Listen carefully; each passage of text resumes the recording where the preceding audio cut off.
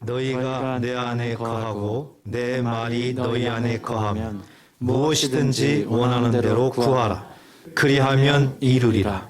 너희가 열매를 많이 맺으면 내 아버지께서 영광을 받으실 것이요 너희는 내 제자가 되리라. 아멘. 예수 믿는 사람들의 대부분 공통된 그런 고민과 질문이 있습니다. 그것이 바로 어떻게 해야 기도 응답을 받을 수 있을까요? 입니다. 우리가 일상생활에서 하나님 앞에 기도 응답 받는다는 것이 가장 중요하죠.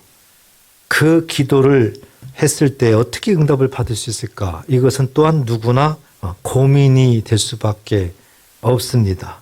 이런 기도 응답, 우리가 여러 가지 고민하면서 문제를 찾으려고 합니다. 그래서 때로는 내가 기도를 못해서 응답을 못 받지, 내가 믿음이 없어서 응답을 못 받지, 이렇게 생각을 합니다. 틀린 말은 아닙니다. 그렇지만 우리가 가장 근본적으로 이런 부분들을 해결해야 되는데 가장 우리가 생각해야 되는 것은 바로 납니다. 나의 신앙생활, 내가 신앙생활을 어떻게 하고 있느냐, 여기에 정답이 있습니다. 그렇기 때문에 우리가 기도 응답이 안 된다고 낙심하고 좌절할 것이 아니라 그것을 해결하기 위해서는 나를 바라봐야 된다. 나의 신앙생활의 모습을 바라봐야 된다. 내가 어떻게 지금 신앙생활을 하고 있느냐, 이 부분을 바라보게 되면은 우리가 이 질문에 대해서 해결책을 찾을 수가 있는 겁니다. 우리가 지금까지 하나님께서 계속 말씀했던 것들은 신앙생활은 예배의 삶이라고 했습니다. 예배의 삶이라는 것을 계속 강조를 하셨습니다. 오늘도 하나님 말씀의 그 연장선상에서 신앙생활에서 예배의 삶을 살기 위해서 중요한 세 가지를 본문을 통해서 우리에게 말씀을 하고 있는 겁니다. 그래서 저는 이 세 가지를 신앙의 세 겹줄이라 이렇게 제목을 정했습니다.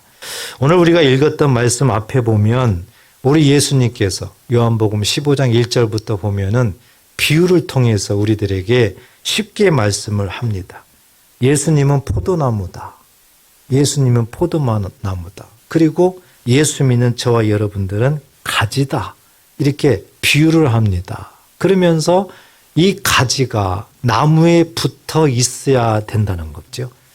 만약에 나무가 있는데 가지가 붙어 있지 아니하면 그건 죽은 가지지요. 그렇기 때문에 죽은 가지는 열매를 맺을 수가 없는 겁니다. 열매를 맺지 못하고 붙어 있으면은 그 가지 쳐낸다는 거지요. 그렇지만 가지가 그 나무에 붙어 있으면은 자동적으로 열매를 맺는다는 겁니다. 이것은 자연의 이치죠. 이렇게 쉽게 말씀을 하면서 이제 비유를 우리들에게 하는 거죠. 예수님께 붙어 있으면 그렇다는 거죠. 예수님 안에 거하면, 예수님과 함께 있으면은 저절로 열매를 맺는다. 저절로. 그러니까 예수 안에 있어라. 떨어지지 말라. 붙어 있어라. 말씀을 합니다. 우리가 읽었던 말씀 그 위에 4절에 보면 내 안에 거하라. 나도 너희 안에 거하리라. 가지가 포도나무에 붙어 있지 아니하면 스스로 열매를 맺을 수 없음 같이 너희도 내 안에 있지 아니하면 그러하리라. 예수 안에 있어야 된다는 것을 강조를 하는 말씀이죠. 5절에 보면 나는 포도나무요 너희는 가지라. 그가 내 안에 내가 그 안에 거하면 사람이 열매를 많이 맺나니 나를 떠나서는 너희가 아무것도 할 수 없음이라. 우리 인생의 연약함을 너무 잘 아세요. 예수님은 예수님 안에 있을 때에 이 세상에서 하늘의 신령한 복을 받을 수도 있고 문제도 해결될 수도 있고 끝까지 승리할 수가 있다. 그렇지만 예수님 밖으로 나가면 절대 그럴 수가 없다는 것을 그 당시의 제자들, 그 당시에 예수 믿는 사람들뿐만 아니라 오늘날 저와 여러분들에게도 말씀을 한 겁니다. 그렇기 때문에 우리가 예수님을 생각하면서 오늘 본문에서 우리에게 세 가지를 말씀을 하고 있는데 우리가 이 부분을 하나하나 보면서 이렇게 세 개의 줄을 생각하면서 이 세 겹줄을 생각하면서 한 줄 한 줄 한 줄이 무엇인가를 우리가 마음에 잘 새기면은 하나님께서 이 시간을 통해서 이 시간 하나님은 살아 역사하시기 때문에 이 시간을 통해서도 응답될 줄 믿습니다. 그러면은 신앙생활의 세 가지, 이것은 절대적으로 뗄 수 없는 그런 관계입니다. 우리가 밧줄을 생각해 보세요. 밧줄이 한 줄로 돼 있는 거하고 두 줄로 돼 있는 거하고 세 줄로 돼 있는 거하고 또 끈도 생각해 보세요. 하나로 돼 있는 거, 둘로 돼 있는 거 갈수록 더 튼튼하죠.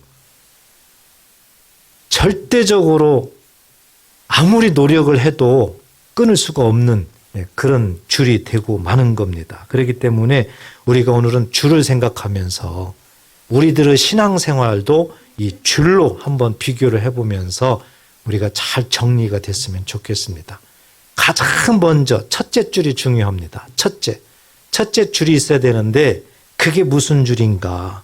오늘 7절에 보면 너희가 내 안에 거하고 그랬습니다. 예수님께서 말씀하시죠. 너희가 그러면 제자들이죠. 내 안에, 그럼 예수 안에예요. 그러니까 예수 안에 거해야 된다. 이 부분을 분명히 말씀을 하고 그 다음에 보니까 내 말이 너희 안에 거하면 그랬습니다. 예수님과 제자들과 이렇게 말씀하면서 그 다음에는 말로 바꾸죠. 말로. 이제 내 말이 너희 안에 거하면, 그러니까 사랑과 말을 같이 동일한 선상에 놓고 설명을 하고 있는 겁니다. 그렇기 때문에 우리가 신앙생활에서 가장 중요한 첫째 줄은 바로 말씀의 줄이다. 가장 중요한 첫째 줄은 말씀의 줄이라는 겁니다. 이 말씀을 우리가 마음에 잘 새겨야 됩니다. 여러분, 신앙생활 하면서요, 많은 사람들이 있죠. 그래서 어떤 사람들은 정말 말씀을 중요시 여기고 그 말씀을 잘 알고 깨닫고 말씀대로 살려고 하는 사람들이 있습니다. 또 어떤 사람들은 이 말씀보다는 다른 거, 기도를 열심히 한다든지 뭐 그런 걸 중요하게 또 여기는 사람들이 있습니다. 다 틀린 말은 아니에요. 그런데 성경적으로 성경에서 하나님께서 우리에게 말씀하는 그런 신앙생활의 모습은 가장 첫 번째는 말씀입니다. 말씀이 반드시 있어야 되는 거죠. 왜 이렇게 말씀이 중요하고 하나님이 이렇게 말씀을 강조할까요? 우리가 성경을 이렇게 보면은 정말 깨달음이 있는 겁니다. 처음에 하나님께서는 주로 이 세상에 하나님의 사람들과 말을 하게 되는데 그때는 직접 나타나셨어요. 하나님께서 직접 나타나셨어요. 그리고 말을 하게 되는 겁니다. 대화를 한 거지요. 이스라엘 백성들이 애굽에서 나왔죠. 그리고 광야로 들어갔잖아요. 그래서 이 모세를 비롯해서 많은 사람들이 광야 생활을 합니다. 그런데 하나님께서 이 모세를 시내산으로 부르시지요. 그래서 시내산 꼭대기에서 하나님이 모세를 대면을 합니다.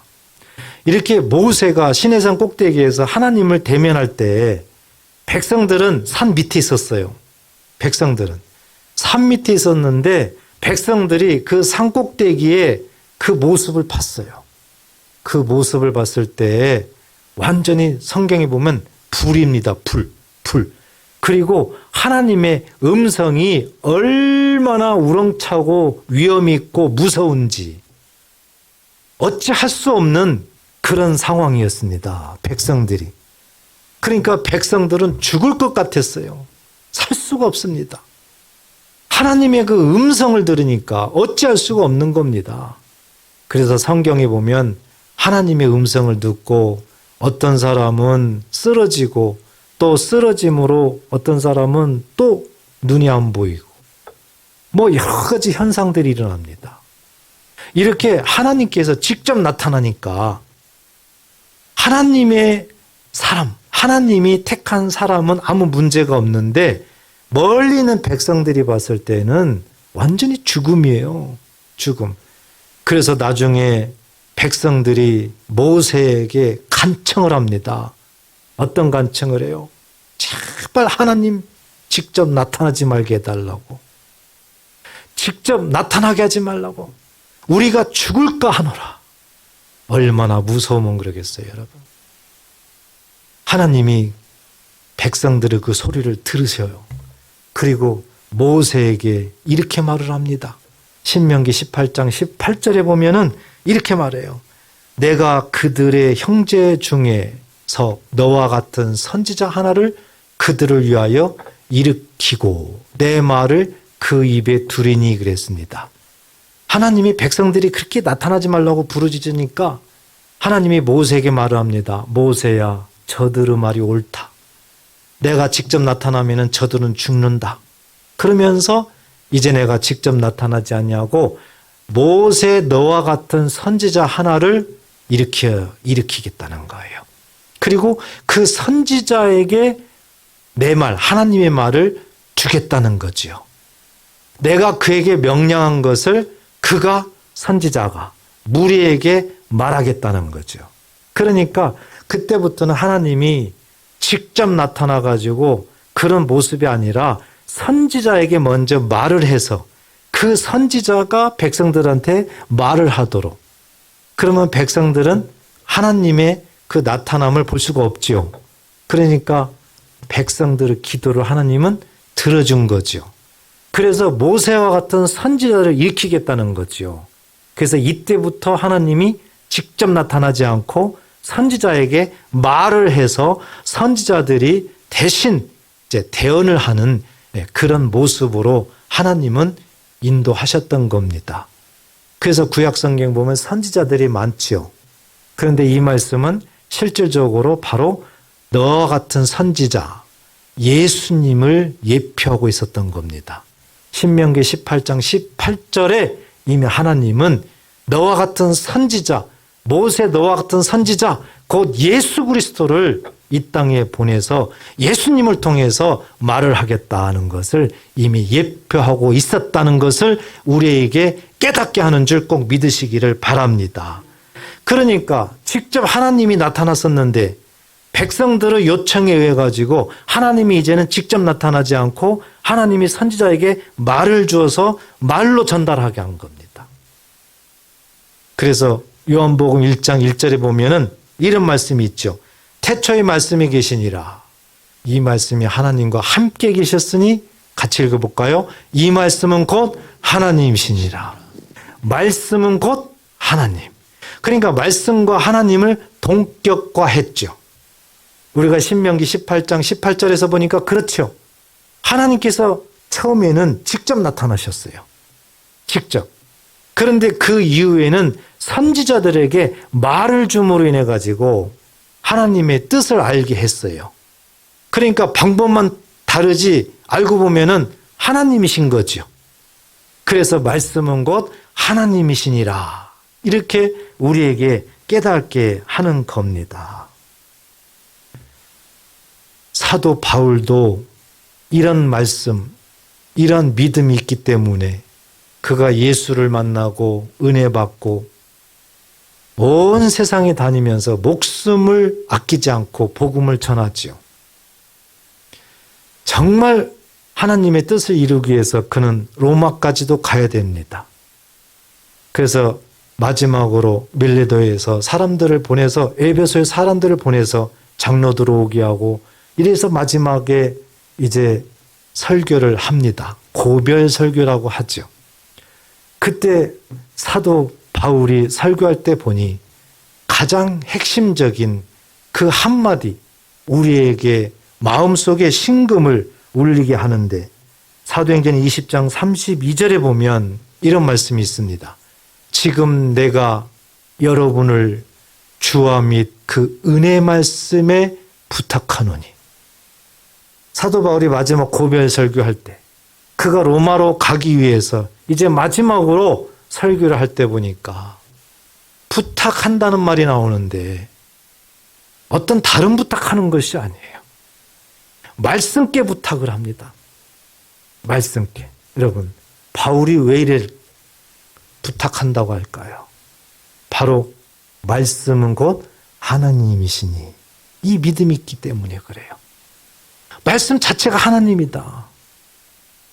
그래서 말씀께 부탁한다는 얘기는 하나님께 부탁한다. 그런 믿음을 가지고 이 바울은 은혜의 말씀에 부탁하노니 그랬어요. 이렇게 부탁한 말씀이 어떻게 우리들의 삶을 이끌어가느냐. 그 말씀이 여러분을 능히 든든히 세우사. 우리를 든든히 세운다는 거예요. 뭐가요? 말씀이.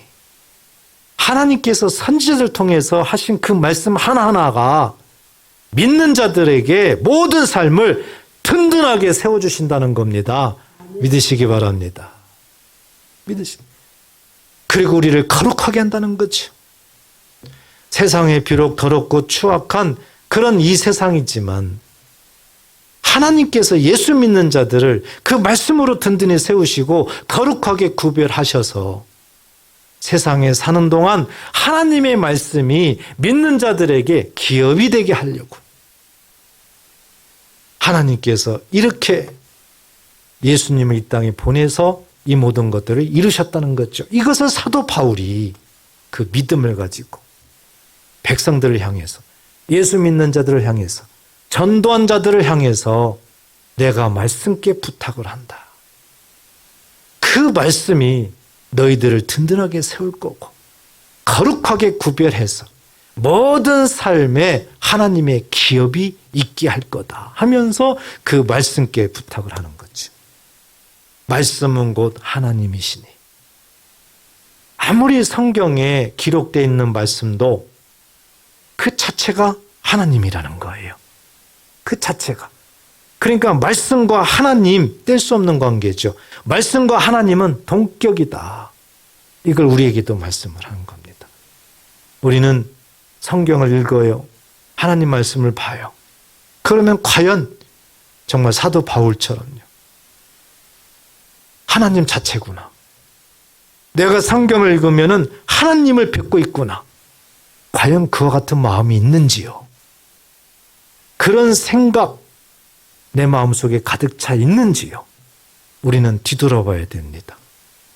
초대교회 때 데살로니가 교회 성도들이 있었습니다. 그런데 이 데살로니가 교회 성도들은 정말 사도 바울처럼 바울의 가르침을 받고 정말 그들은 말씀이 하나님이다. 이 믿음을 갖고 있었어요. 그래서 데살로니가 교회 성도들은 하나님 말씀이 떨어지면은 그냥 말씀으로 듣는 것이 아니라 하나님의 소리로 들었어요. 데살로니가전서 2장 13절에 보면은 이러므로 우리가 하나님께 끊임없이 감사하면 사도 바울이 너무 하나님께 감사하는 겁니다. 왜요? 너희가 우리에게 들은 바 데살로니가 교회 성도들이 이제 들었을 때 하나님의 말씀을 받을 때 어떻게 받았느냐? 사람의 말로 받지 않았다는 거예요. 그냥 말로 받지 않았다는 거죠. 그럼 뭘로 받았느냐? 하나님의 말씀으로 받음이니 그랬어요. 말씀은 곧 하나님이시니 다시 얘기해서 하나님의 음성으로 들었다는 겁니다. 하나님 말씀이 선포될 때 그걸 그냥 말로 받지 않았다는 거죠. 하나님이 지금 임재하셔서 하나님께서 지금 소리를 내고 있다. 직접 하나님의 소리로 들었다는 겁니다. 그러므로 인해 가지고 사도 바울이 진실로 그러하도다. 그 말이 옳도다. 정말 너희들이 그렇게 했다 하면서 이 말씀이 뭐예요? 하나님의 음성으로 들은 말씀이 너희 믿는 자 가운데에서 어떻게 한다는 겁니까? 역사하느니라.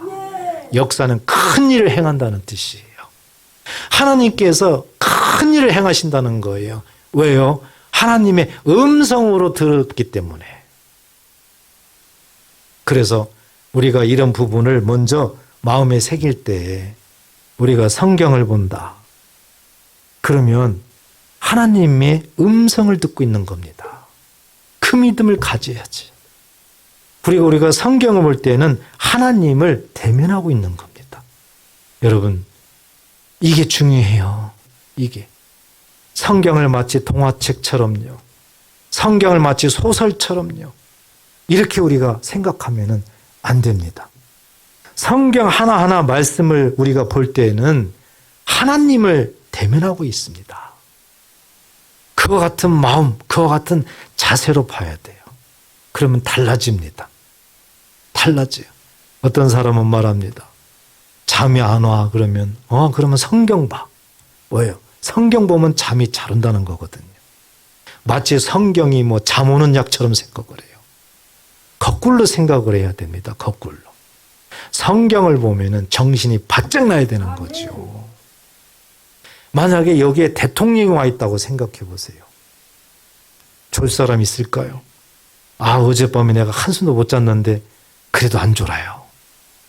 하물며 우리 하나님께서, 하물며 전능자께서 이 시간에 직접 나타나셨어요.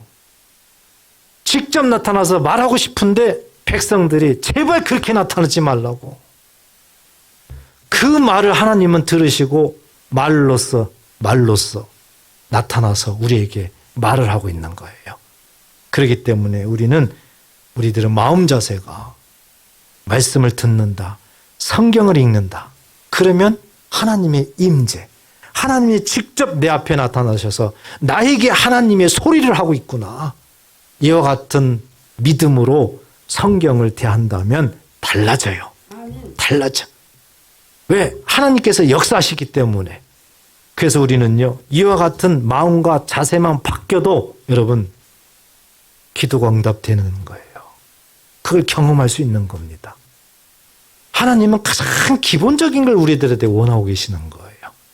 이 시간 다시 한번 우리들의 마음속에 하나님의 말씀이 하나님의 음성으로 들려지고 데살로니가 교회 성도들처럼 그 음성 속에서 믿음으로 하나님 앞에 온전히 보여져서 하나님의 역사를 경험하는 저와 여러분 되시기를 축복합니다. 그래서 신앙생활이라는 것은요, 이렇게 말씀을 따라가는 것이 신앙생활이에요. 그리고 이렇게 말씀을 따라가는 자체를 하나님은 예배라고 그랬어요. 예배당에서 예배드리는 것만 예배라 하지 않았어요. 우리들의 삶 자체가 하나님 말씀을 따라가면은 그게 예배다. 그게. 자, 이제 또 하나의 줄을 우리가 생각해야 됩니다. 하나님은 약속의 하나님이세요. 믿으십니까? 그래서 하나님은 직접 나타나지 아니하시고 이제 선지자들에게 말을 주어서 말을 백성들한테 하게 한 겁니다. 그것은 하나님이 약속하신 거예요. 그래서 우리가 하나님 말씀이 내 안에 있다는 얘기는 하나님의 약속이 내 안에 있다는 뜻이에요. 하나님이 우리에게 이렇게 하겠다, 저렇게 하겠다. 이런 하나하나를 우리에게 약속하겠다. 그게 내 안에 있는 겁니다. 우리는 그거 가지고 살아나가는 거예요. 예수 믿는 자들은 그거 가지고 살아나가는 거예요. 그런데 그걸 믿고 살아나가는데 그 약속대로 안 된단 말입니다. 내가 정말 힘든데, 내가 정말 아픈데, 내가 정말 문제가 많은데 분명히 하나님은 약속을 하셨단 말입니다. 우리의 아픔을 치료하기 위해서 대신 예수님이 대가를 지불했다. 예수님이 살아생전 채찍에 맞으셨고 죽음을 통해서 그것을 이루셨다. 이 약속을 했단 말입니다. 내가 여러 가지 시험을 당해요. 어려움을 당해요. 원치 않는 일을 당해요. 그런데 하나님께서 그 시험, 그 원치 않는 것을 대신 없애주려고 예수님이 십자가에 죽었다. 예수님이 대신 시험을 받았다. 이런 약속을 말씀을 통해서 우리들한테 주셨어요. 그러면 우리 안에 그 약속, 말씀이 있다면 우리 마음속에 마음에 고통이 있을 때 그걸 생각하게 되는 거죠. 왜 이렇게 약속하셨는데 왜 나한테는 현실적으로 그 약속이 안 이루어질까? 생각할 수밖에 없죠. 이때 하나님 앞에 호소하게 되죠. 하나님 앞에 따지게 되죠. 약속을 이렇게 하셨는데 내가 이 약속을 마음속에 믿고 있는데 하나님은 왜 이 약속대로 내 삶에 이루어지지 않은 겁니까? 왜 이게 안 되는 겁니까? 이렇게 되는 거죠. 이것이 뭡니까? 기도라는 거예요. 그래서 우리가 또 하나의 줄이 분명히 있어야 되는데 바로 기도줄입니다. 기도줄이에요. 우리가 생각하는 이 기도를 우리가 마음에 잘 다시 한번 정리하십시오. 대부분 우리가 신앙생활하면서 기도는 정말 중요하고 정말 필요합니다. 그런데 많은 사람들이 기도에 대해서 너무 막연합니다. 하나님과 상관없는 기도하는 것이 너무 많습니다. 하나님이 원하지 않는 기도하는 것이 너무 많아요. 항상 내 중심이에요. 그래서 무슨 문제가 생기면은 기도하자. 내가 정말 어려우면은 기도하자. 그냥 막연한 겁니다. 그런데 알고 보면 그것은 뭐예요? 내 중심이죠. 내가 그 어려움을 해결하기 위해서, 내가 거기를 빨리 모면하기 위해서 하나님 나를 좀 도와주세요. 우리가 이런 기도하지 않습니까? 이것이 문제입니다. 기도하는 것은 좋은 일입니다. 그렇지만 응답이 되느냐? 그 부분에서는 너무 다르죠. 우리가 지금까지 이런 신앙생활을 너무 많이 해왔습니다. 지금도 이런 모습으로 신앙생활 하는 성도들이 너무 많습니다. 그런 분들한테 물어보십시오. 기도 응답 됩니까? 안 됩니다. 얼마 동안 기도하셨습니까? 몇 년 하셨습니까? 몇십 년 했지요. 얼마나요? 30년, 40년 했지요. 이런 분들이 허다합니다. 왜 그럴까요? 기도의 문제가 있는 거예요. 하나님이 원하시고 하나님이 기도하라는 취지는 하나님 중심으로 말씀하는 거예요. 하나님께서 약속을 했다. 이런저런 약속을 했다. 그걸 말씀으로 준 거다. 그 말씀이 너희 안에 거해야 된다. 그 말씀이 너 안에 거하는데 삶 속에서 그 말씀대로 이루어져야 되는데 병이 치료돼야 되는데 문제가 해결돼야 되는데 시험에서 벗어나야 되는데 그렇지 않으면 하나님 말씀을 기억해봐라. 하나님은 치료하신다고 하셨다. 하나님은 모든 시험에서 해방시켜준다고 하지 않느냐. 그럴 때 가만히 있지 말고 하나님 앞에 따지라는 거죠. 하나님 앞에 호소하라는 겁니다. 나 여호와는 그것을 기뻐한다는 거예요. 그것을 하나님은 기도하라. 기도라는 거지요. 그러니까 하나님 말씀대로 내가 마음속에 돼야 되는데 내 말씀이 내 안에 있는데 그 말씀대로 되지 않을 때 하나님은 기도하라. 그 말씀대로 약속대로 이루어지기를 기도하라. 그것이 하나님이 원하는 기도입니다. 이 기도를 해야 되는 거예요. 이 기도를. 그래서 정말 이런 모습으로 우리는 기도해야 된다. 그 시내산에서 모세가 시내산 꼭대기에 올라갔잖아요. 그래서 하나님을 만나고 하나님께서 모세에게 하나님 나라로 이끌어 가잖아요. 하나님의 영광 가운데 거합니다. 세상적인 시간으로 보니까 그 시간이 자그마치 40일이에요. 40일. 하나님의 나라를 모세에게 보여줍니다. 그리고 모세에게 이 말씀을 기록하게 만들죠. 그때의 십계명도 하나님이 직접 돌에 써서 모세에게 주는 거 아닙니까? 하나님과 모세와 대면하고 있을 때 이제 하나님이 모세를 내려가라 합니다. 그 내려갈 때 하나님이 미리 말씀해요. 백성들이 부패했구나. 백성들이 악을 저지르고 있구나. 하나님은 다 알고 계시는 거예요. 보고 계신 거예요. 왜요? 40일 동안 모세가 시내산에서 내려오지 않으니까 장로들을 비롯해서 백성들이 전부 다 모세가 죽었다. 그러니까 우리가 살 길을 찾아야 되겠다. 그래서 아론을 부축해서 아론을 앞장 세워가지고 금송아지를 만들어요. 하나님을 아주 노엽게 만드는 일이에요. 진노하게 합니다. 이 사실을 모세에게 가르쳐주면서 너는 빨리 내려가라 하는 거예요. 그러면서 하나님이 말씀합니다. 이 백성들이 패역했다. 내가 이 백성들을 다 죽이겠다. 그리고 모세 너를 통해서 다시 새로운 민족을 형성시키겠다. 하고 모세에게 빨리 내려가라 합니다. 그때 모세가 네, 알았어요. 그렇게 내려왔을까요? 아니에요. 아니에요. 그럼 어떻게 했을까요? 하나님 앞에 기도합니다. 하나님 앞에 요청합니다. 하나님 앞에 호소합니다.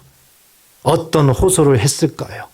신명기 32장 13절에 보면 모세가 이렇게 기도를 합니다. 주의 종 아브라함과 이삭과 이스라엘을 기억하소서. 모세가 하나님 앞에 기도하는 내용이에요. 하나님 제발 그렇게 좀 하지 마세요. 백성들 죽이지 마세요. 그게 아니라 아브라함, 이삭, 야곱 조상들을 기억하소서. 이 기도를 해요. 왜 이 기도를 했을까요? 주께서 그들을 위하여 주를 가리켜 맹세하여 이르기를 주께서 우리 조상들에게 맹세하지 않았습니까? 14절에 보면은 뭐라고 되어 있어요? 내가 너희의 자손을 하늘의 별처럼 많게 하고 조상들에게 이렇게 약속했다는 거죠. 누가요? 하나님께서. 하나님이 아브라함에게, 이삭에게, 야곱에게 약속했다는 거예요. 너희 자손들을 하늘의 별처럼 많게 하겠다. 창세기 15장이 나오잖아요. 내가 허락한 이 온 땅을 너희의 자손에게 주어 영원한 기업이 되게 하겠다. 창세기 15장에 아브라함에게 약속했잖아요. 너희 후손들에게 영원한 기업이 되게 해주겠다. 창세기 17장에도 약속했잖아요. 하리라. 그 다음에 뭐예요? 하셨나이다 그랬죠. 이 얘기는 뭐예요? 모세가 하셨나이다. 하나님께 아브라함에게 이렇게 말씀하지 않았습니까? 이 얘기죠. 모세는 하나님 앞에 간청했어요. 호소했어요. 기도했어요. 그런데 기도 내용이 뭡니까? 왜 약속대로 안 하십니까? 왜 약속대로 하셔야 되지 않습니까? 하나님께서 후손들을 하늘의 별처럼 많게 해주겠다고 해놓고 다 죽이면 어떻게 할 겁니까? 이거잖아요. 이게 모세의 기도입니다. 모세는 다 빼고 하나님 살려주세요. 이렇게 하지 않았어요. 하나님 앞에 뭘 호소했어요? 말씀을요. 말씀하지 않았습니까? 약속하지 않았습니까? 이 약속대로 하셔야 될 거 아닙니까? 이 기도를 했어요. 그랬더니 우리 하나님께서 어떻게 하셨어요? 14절에 보면 같이 한번 읽어봐요. 시작. 여호와께서 뜻을 돌이키사 말씀하신 화를 그 백성에게 내리지 아니하시니라. 아멘. 하나님이 어떻게 하셨어요? 돌이키셨다. 그렇게 하지 않으셨다. 다시 얘기해서 모세의 기도에 응답하셨다는 거죠. 이렇게 하나님 앞에 우리가 어떻게 기도할 것인가? 이것은 너무 중요합니다. 여러분, 우리가 기도할 때 이제부터는 다른 생각, 다른 걸로 해서 자꾸 기도하지 마시고요. 하나님의 말씀, 내 속에 있는 하나님의 말씀, 이건 약속이라고 그랬죠. 이 약속이 이루어지지 않으면은 가만히 있지 마세요. 하나님 앞에 호소해야 되는 거죠. 그 호소하는 내용은 모세 보니까 뭡니까? 약속대로 해달라는 거 아니에요? 하나님이 우리에게 말씀하는 기도는 이거예요. 하나님 빵 주세요. 뭐 주세요? 자식 잘 되게 해주세요. 뭐 하세요? 이것이 아니에요. 왜 하나님은 이렇게 우리에게 말씀할까요? 예수님이 말씀했잖아요. 너희는 먼저 그의 나라와 그의 의를 구하라. 이걸 구하라고 한 거예요. 다른 거 구한 것이 아니라. 그리하면 이 모든 것을 더하시리라. 이 모든 것이 뭐예요? 백성들이 먼저 그의 나라와 그 의를 구하는 것이 아니라 하나님 앞에 하나님 먹을 거 주세요. 하나님 입을 거 주세요. 하나님 마실 거 주세요. 이것만 기도한다는 거죠. 그런데 먹을 거, 마실 거, 입을 것은 하나님이 어떻게 한다는 거예요? 먼저 그의 나라와 그의 의만 구하면은 하나님이 더하시리라. 우리가 10개 필요하면 하나님은 10개만 주는 것이 아니라 넉넉하게 주신다는 겁니다. 하나님께서 우리를 이렇게 응답하시기를 원하세요. 왜요? 하나님 말씀이 이루어짐으로 인해 가지고 하나님이 나타나려고 하는 거죠. 하나님께서. 그러니까 성경에 보면 정말 기도에 대해서 우리들에게 강조하고 또 강조하고 있어요. 그런데 우리는 기도를 이렇게 하지 아니하고 내 중심으로 내가 필요한 대로 그냥 그렇게 기도하고 있어요. 기도는 다 자유입니다. 어떤 분들은 이것 때문에 금식 기도하죠. 일주일도 금식하죠. 열흘도 금식하죠. 그런데 알고 보면 하나님과 상관없는 기도하는 게 너무 많습니다. 한번 생각해 보세요. 끔찍하지 않으세요? 하나님과 상관없는 금식 기도를 일주일 동안 했다고 생각해 보세요. 얼마나 힘들었겠어요? 얼마나 배고팠겠어요? 그래서 저는 그것을 금식이 아니라 금식이라고 부릅니다. 정말 하나님 뜻대로 그렇게 기도해 보세요. 하나님은 반드시 응답하실 줄 믿으시기 바랍니다. 우리가 하나님 뜻대로 기도하지 않으니까 문제죠. 그래서 우리가 하나님 말씀만을 많이 알고 있다.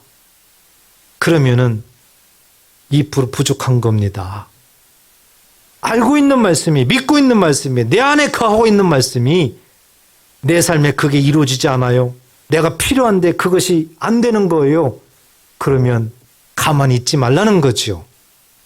기도하라는 거죠. 기도해서 그 말씀이 이루어지는 것을 경험하라는 겁니다. 그게 뭐라고 그랬어요? 그것이 응답이라고 그랬어요. 응답이라고. 자, 8절 보세요. 7절 하반절부터 보면 그리하면 이루리라. 너희가 내 안에 내 말이 너희 안에 거하면 무엇이든지 원하는 대로 그랬어요. 여기도 우리가 오해하면 안 됩니다. 무엇이든지 구하라 그랬다고. 어떤 분들은요, 악한 것도 구하는 거 아니에요?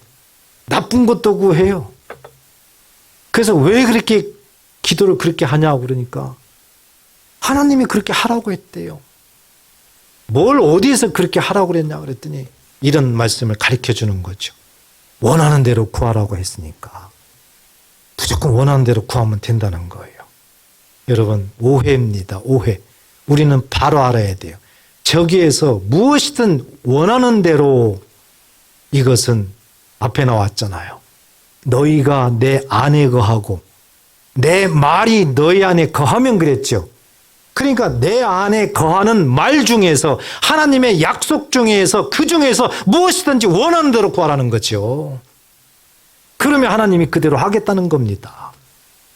이것이 분명해야죠. 이것도 모르고 악한 걸 구해도 하나님은 주시는 분이야.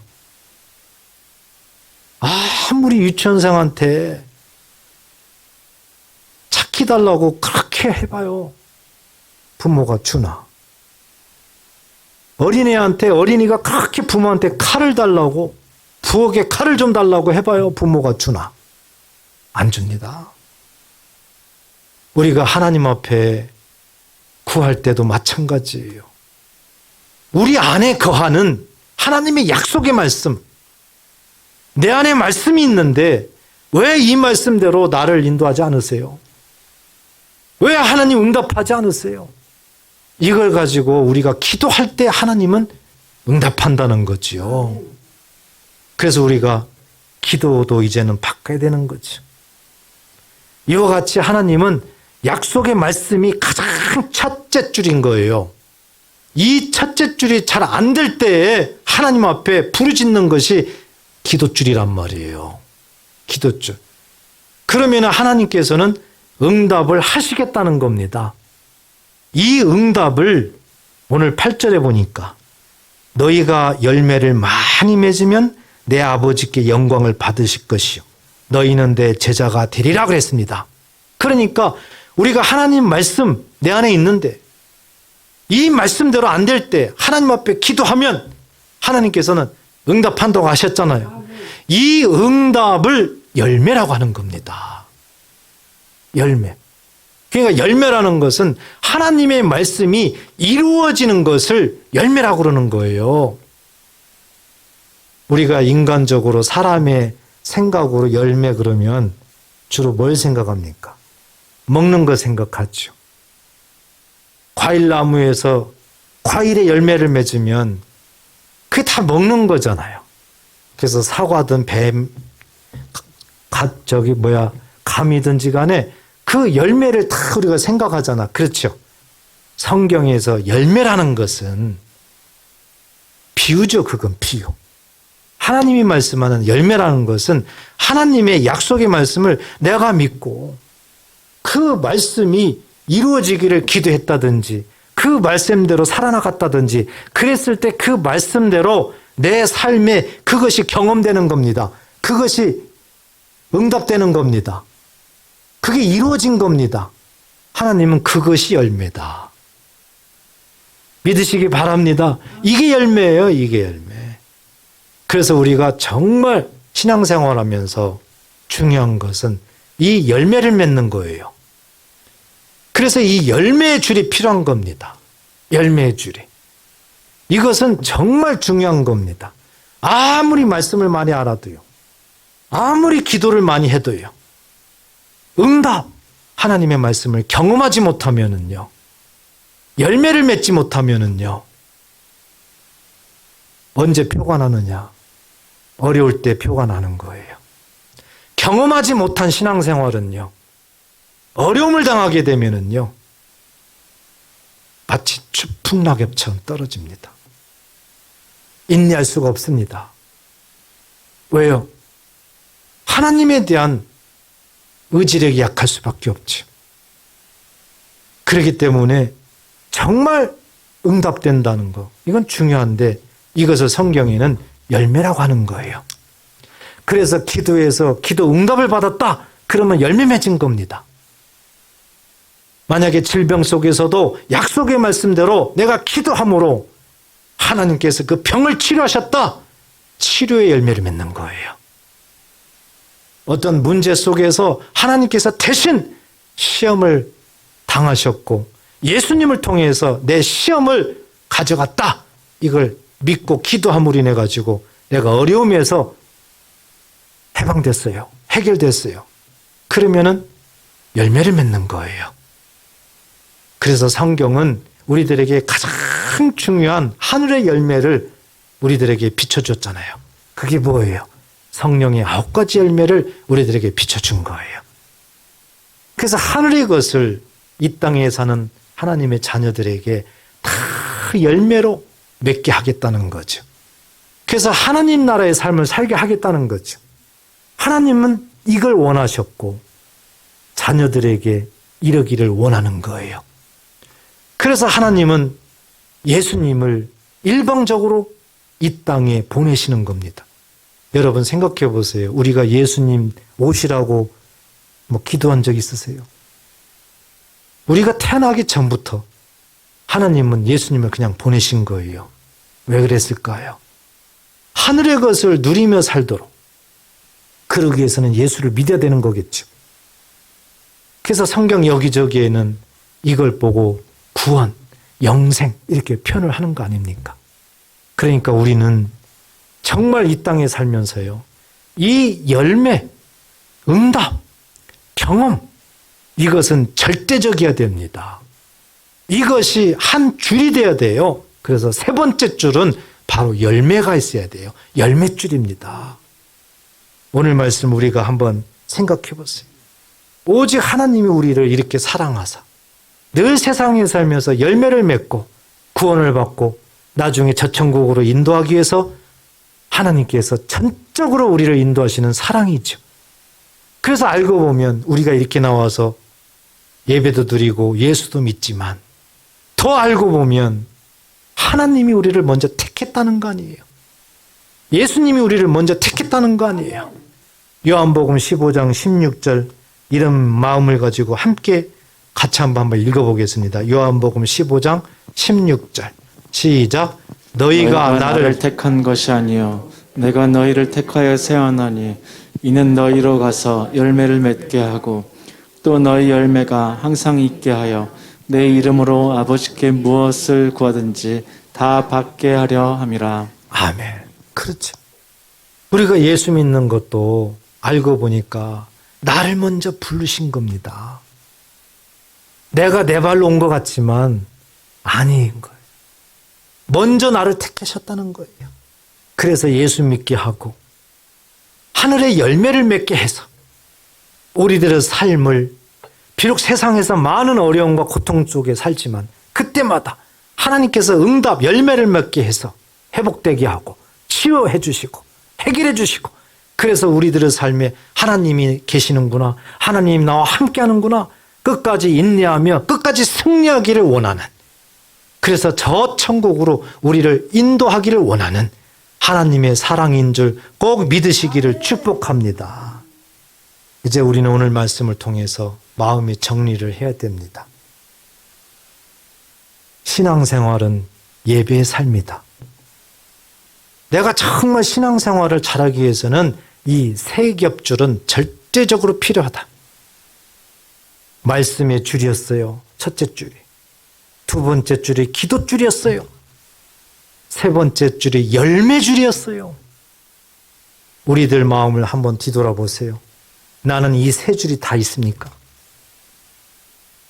나는 이 세 줄이 마치 정삼각격처럼 똑같이 같이 공존하고 있는지. 말씀의 줄은 큰데 기도의 줄은 너무 적어요. 열매의 줄은 거의 보이질 않아요. 이러면은 건강하지 못한 거예요, 신앙생활이. 우리는 이 세 줄이 반드시 동반돼야 된다. 그래서 서로 뭉쳐서 서로 힘을 발휘해야 된다는 겁니다. 그래야 세상에서 어떤 상황이든지 간에 소인기삼, 우리가 배웠죠. 소가 뭡니까? 일하는 소예요. 소망. 어려움 속에서도 소망을, 어려움 속에서도 인내를, 어려움 속에서도 기도를, 어려움 속에서도 섬김을 할 수 있다는 거죠. 소인기삼. 그렇기 때문에 이 세 가지를 우리가 늘 마음속에 새기면서 내가 없는 것이 뭐야, 내가 약한 것이 뭐야, 그것 때문에 애통하셔야 돼요. 그것 때문에 금식기도 하시고 그것 때문에 하나님 앞에 부르짖어야 됩니다. 그럴 때에 하나하나가 바뀌는 겁니다. 우리가 이 세 겹줄을 생각하면서 전도서 4장 12절에 보면 이런 말씀이 있죠. 한 사람이면 패하겠거니와 두 사람이면 맞설 수 있나니. 어떤 우리가 싸움을 한다든지 전쟁을 한다든지 이런 거 할 때 가만히 생각해 보세요. 한 사람이 싸우면은 그냥 지는 거 아니에요. 지는 거예요. 근데 한 사람보다 두 사람이 함께 힘을 합해서 맞서게 되면은 승리할 수 있는 거예요. 연합을 강조하죠. 그런데 두 사람보다 세 사람이 뭉치면 더 단단해진다는 거죠. 그래서 끈으로 비교하고 있지만 세 겹줄은 쉽게 끊어지지 아니하느니라. 연합을 강조하고 있는 말씀이에요. 연합을. 우리의 신앙생활도 마찬가지입니다. 말씀만 있다. 약해요.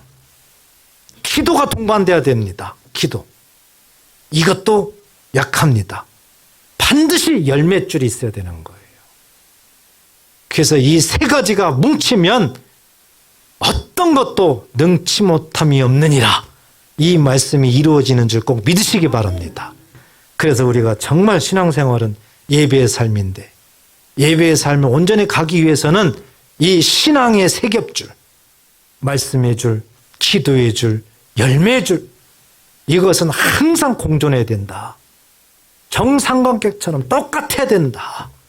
그래서 날마다 이와 같은 심정으로 신앙생활을 하셔야 됩니다. 그럴 때 살아계신 하나님께서 역사하사, 데살로니가 교회 성도들처럼 역사하사 때마다 일마다 우리를 도우십니다. 우리가 육신이 연약하면은 치료를 도우십니다. 치료 역사를 일으키십니다. 여러 가지 경제적으로 어려우면은 이미 부욕케 하신 하나님께서 그 부요함을 이루십니다. 우리를 도우십니다. 여러 가지 시험에 빠져 있다면 우리가 그런 믿음으로 하나님 앞에 나아가면은 하나님께서 우리를 시험에서 해방시켜 주십니다. 하나님 우리를 그렇게도 나타나기를 원하세요. 직접 나타나지 말라고 했기 때문에 하나님은 직접 나타나는 것이 아니라 말씀을 통해서 말씀을 믿고 기도하고 열매를 맺으면은 그 자체가 하나님이 나타났다는 겁니다. 하나님의 나타남 삶 속에 꼭 많이 경험하셔서 힘들고 어려운 지금 이때 새 힘을 얻으시고 용기를 새롭게 가지시고 꼭 주님과 동행하는 삶이 되시기를 주의 이름으로 축복합니다. 기도하겠습니다.